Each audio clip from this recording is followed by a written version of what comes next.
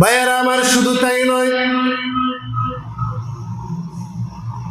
আপনি যদি পৃথিবীর শ্রেষ্ঠ শিশু হতে চান তাহলে শিশু নবী মুহাম্মদ সাল্লাল্লাহু আলাইহি সাল্লামকে আপনি ফলো করেন, আপনি শ্রেষ্ঠ শিশু হতে পারবেন। ঠিক না বেটি? আপনি যদি পৃথিবীর শ্রেষ্ঠ কিশোর হতে চান তাহলে আপনি কিশোর নবী মুহাম্মদ সাল্লাল্লাহু আলাইহি ওয়াসাল্লামকে আপনি ফলো করবেন, আপনি পৃথিবীর শ্রেষ্ঠ কিশোর হতে পারবেন। ও মুসলমান, ও যুবক, তুমি যদি পৃথিবীর শ্রেষ্ঠ যুবক হতে চাও তাহলে যুবক নবী মুহাম্মদ সাল্লাল্লাহু আলাইহি ওয়াসাল্লামকে ফলো করো, তুমি পৃথিবীর শ্রেষ্ঠ যুবক হতে পারবে। কথা বলেন ঠিক না বেটি? ও আমার বৃদ্ধ বাবারা, আপনি যদি পৃথিবীর শ্রেষ্ঠ বৃদ্ধ হতে চান, বৃদ্ধ নবী মুহাম্মদ সাল্লাল্লাহু আলাইহি সাল্লামকে আপনি ফলো করুন, পৃথিবীর শ্রেষ্ঠ বৃদ্ধ হতে পারবেন। ও আমার বাবারা, আপনি যদি পৃথিবীর শ্রেষ্ঠ বাবা হতে চান তাহলে বাবা মুহাম্মদ সাল্লাল্লাহু আলাইহি সাল্লামকে আপনি ফলো করবেন, পৃথিবীর শ্রেষ্ঠ বাবা আপনি হতে পারবেন। ঠিক না বেটি? শুধু তাই নয়, আপনি যদি পৃথিবীর শ্রেষ্ঠ শ্বশুর হতে চান তাহলে আলীর শ্বশুর নবী মুহাম্মদুর রাসূলুল্লাহ সাল্লাল্লাহু আলাইহি সাল্লামকে আপনি ফলো করুন, পৃথিবীর শ্রেষ্ঠ শ্বশুর হতে পারবেন। শুধু তাই নয়, আপনি যদি পৃথিবীর শ্রেষ্ঠ নানা হতে চান তাহলে হাসান হুসাইনের নানা নবী মুহাম্মদুর রাসূলুল্লাহ সাল্লাল্লাহু আলাইহি সাল্লামকে আপনি ফলো করুন, তাকে আদর্শ মানুন, তাহলে আপনি পৃথিবীর শ্রেষ্ঠ নানা হতে পারবেন। শুধু তাই নয়, আপনি যদি পৃথিবীর শ্রেষ্ঠ সমাজ সংস্কারক হতে চান তাহলে আপনি নবী মুহাম্মদুর রাসূলুল্লাহ সাল্লাল্লাহু আলাইহি সাল্লামকে ফলো করুন, আপনি পৃথিবীর শ্রেষ্ঠ সমাজ সংস্কারক হতে পারবেন। আপনি যদি পৃথিবীর সবচাইতে শ্রেষ্ঠ সমাজ সেবক হতে চান তাহলে হিলফুল ফুজুলের প্রতিষ্ঠাতা নবী মুহাম্মদুর রাসূলুল্লাহ সাল্লাল্লাহু আলাইহি সাল্লামকে আপনি ফলো করুন, পৃথিবীর শ্রেষ্ঠ সমাজ সেবক আপনি হতে পারবেন। শুধু তাই নয়, আপনি যদি পৃথিবীর সেনা প্রধান হতে চান, সেনাপতি হতে চান তাহলে সেনাপতি নবী মুহাম্মদুর রাসূলুল্লাহ সাল্লাল্লাহু আলাইহি সাল্লামকে আপনি ফলো করুন, তাহলে পৃথিবীর শ্রেষ্ঠ সেনাপতি আপনি হতে পারবেন। আপনি যদি পৃথিবীর শ্রেষ্ঠ রাষ্ট্রনায়ক হতে চান তাহলে এই তন্ত্রমন্ত্রের দিন বাদ দিয়া আপনি রাষ্ট্রনায়ক যদি হতে চান তাহলে রাষ্ট্রনায়ক মুহাম্মদুর রাসূলুল্লাহ সাল্লাল্লাহু আলাইহি ওয়াসাল্লামকে আপনি ফলো করুন, আপনি পৃথিবীর শ্রেষ্ঠ রাষ্ট্রনায়ক হতে পারবেন। সুবহানাল্লাহ। আমার নবী শুধু দাওয়াত খেতেন না, বরং রাষ্ট্রনায়কও ছিলেন। সুন্নাত নয় শুধু খাওয়া শেষে মধুপান, সুন্নত নয় শুধু দাওয়াতি মেহমান, সুন্নত নয় শুধু খাওয়া শেষে মধুপান, আরো কিছু সুন্নাত আছে তুমি জানো কি, আরো কিছু সুন্নাত আছে তুমি জানো কি, জানলেও জীবনে কখনো তা মানো কি, জানলেও জীবনে কখনো তা মানো কি। ঠিক না বেটি? আমার রাসূল রাষ্ট্রনায়ক ছিলেন, রাষ্ট্র পরিচালনা করেছেন, কিন্তু আমরা চাই না হুজুররা রাষ্ট্র ক্ষমতায় যাক, মোল্লা মৌলবীরা রাষ্ট্র ক্ষমতা যাক, এটা আমরা চাই। আলেমরা কি পারতো না? চাইলে দেশ চালাইতে পারতো না? হ্যাঁ, আল্লাহ কবুল করবেন না। আমিন।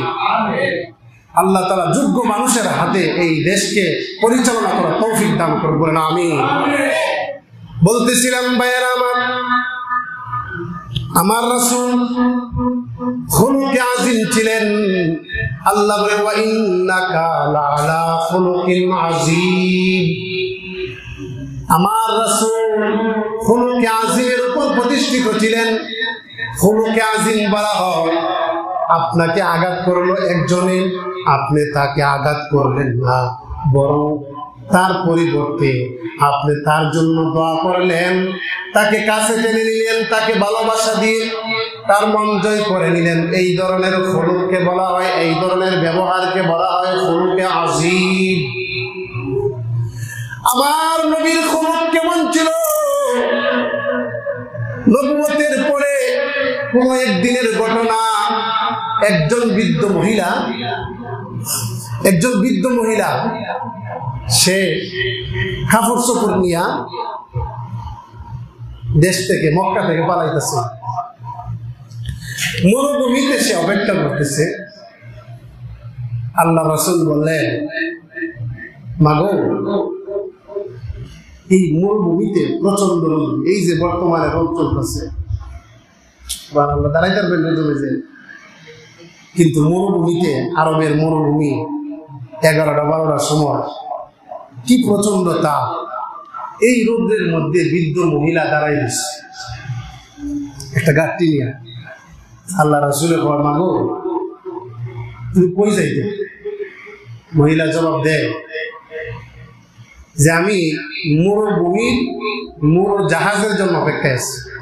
আগে তো আর গাড়ি ছিল না, হয়তো উট ছিল, গাধা ছিল, এগুলা দিয়ে সওয়ার করছে।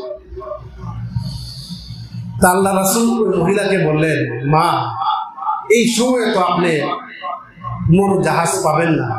এক কাজ করেন, আপনি আমার মাথার মধ্যে আপনার যে গাঠটিটা আছে কাপড়ের, এই গাঠটিটা আমার মাথার মধ্যে উঠাই দেন।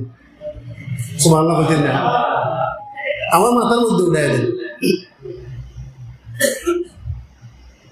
মাথার মধ্যে উঠাই দিচ্ছে। এই প্রচন্ড রৌদ্রে মরুভূমি পাড়ি দিচ্ছে আল্লাহর রাসূল ওই বৃদ্ধ মহিলাকে সাথে নিয়ে, মাথার মধ্যে জুপরি, মাথার মধ্যে বোঝা। আল্লাহর রাসূল সাল্লাল্লাহু আলাইহি সাল্লাম মহিলাকে প্রশ্ন করল, মাগো, কোন কারণে তোমার দেশ ছাড়ছো? কোন কারণে তোমার জন্মভূমি তুমি দেশান্তর হতে চাচ্ছ? মহিলা তখন জবাব দিল, আর বইল না, এই এলাকার মধ্যে একজন মানুষের আবির্ভাব হয়েছে, যার বাবার নাম আব্দুল্লাহ, যার নাম মুহাম্মদ। এই মুহাম্মদ আমাদের ধর্মের মধ্যে চুনকালি লাগাইছে, আমাদের লাত উজ্জার বিরুদ্ধে কথা বলে। আমরা লাত উজ্জার ভক্ত, আব্দুল্লাহর পুত্র মুহাম্মদ এই লাত উজ্জার বিরুদ্ধে কথা বলে, তার যন্ত্রণায় বাঁচি না। আমি তো আর লাত উজ্জার বিরুদ্ধে যেতে পারবো না। এজন্য আমার ঈমানকে বাঁচানোর জন্য, আমি যে ধর্মের অনুসারী, এই ধর্মে থাকার জন্য, আব্দুল্লাহর পুত্র মুহাম্মদের আক্রমণ থেকে বাঁচার জন্য আমি দেশ ত্যাগ করতেছি। সুবহানাল্লাহ। এইভাবে কথা বলতেছে। রাসূল জুপরি নিয়ে, বোঝা নিয়ে এই মরুভূমিতে রওনা দিচ্ছে। মহিলাকে জিজ্ঞাসা করলো, কোথায় যাইবা? ও পাহাড়ের এক পাদদেশে আমরা আত্মগোপন করব। আমাদের আরো সাথীরা তারা আগে চলে গেছে, আমি পিছনে রয়ে গেছি, তারা আমার জন্য অপেক্ষা করতেছে ওই জায়গার মধ্যে, আমাকে সেই জায়গার মধ্যে তুমি নিয়ে যাও। এইভাবে কথা বলতে বলতে ওই মহিলা মুহাম্মদ সাল্লাল্লাহু আলাইহি সাল্লামকে গালিগালাজ করতেছে। মহিলা তো আর চিনে না। মহিলা বলতেছে, মুহাম্মদ যদি মরত, মুহাম্মদের কি আর মুহাম্মদের উপর আসমান ভাঙ্গা পড়তো? নাউজুবিল্লাহ। যত বদদুয়া আছে, যত গালিগালাজ আছে, আল্লাহর নবীকে ওই মহিলা গালিগালাজ করলেন, অভিশাপ দিলেন।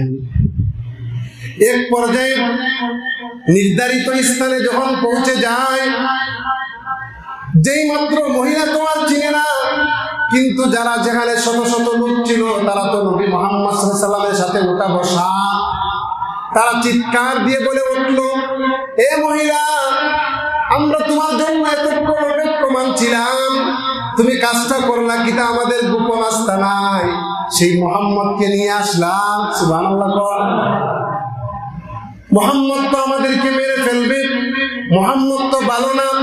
এবার মহিলা ডেকে বলে, ও আমার স্বজাতি ভাইয়েরা, এটাই যদি মুহাম্মদ হয়, তাহলে মুহাম্মদ পাগল হইতে পারে না, মুহাম্মদ আমাদের ধর্মের মধ্যে চুনকালি লাগাইতে পারে না।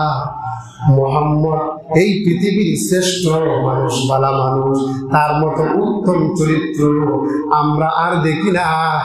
মহিলার সাথে সাথে কালেমা পড়ে মুসলমান হয়ে গেছে। লা ইলাহা ইল্লাল্লাহু মুহাম্মাদুর রাসূলুল্লাহ।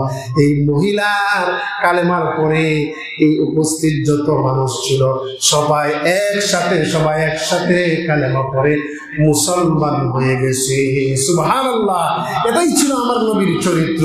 মহিলা কত গালিগালাজ করছে, তারপরেও আমার নবী মহিলাকে গালিগালাজ করে নাই, বরঞ্চ তার জুবরি এই মরুভূমিতে নিয়ে ওই জায়গার মধ্যে পৌঁছাই দিছে।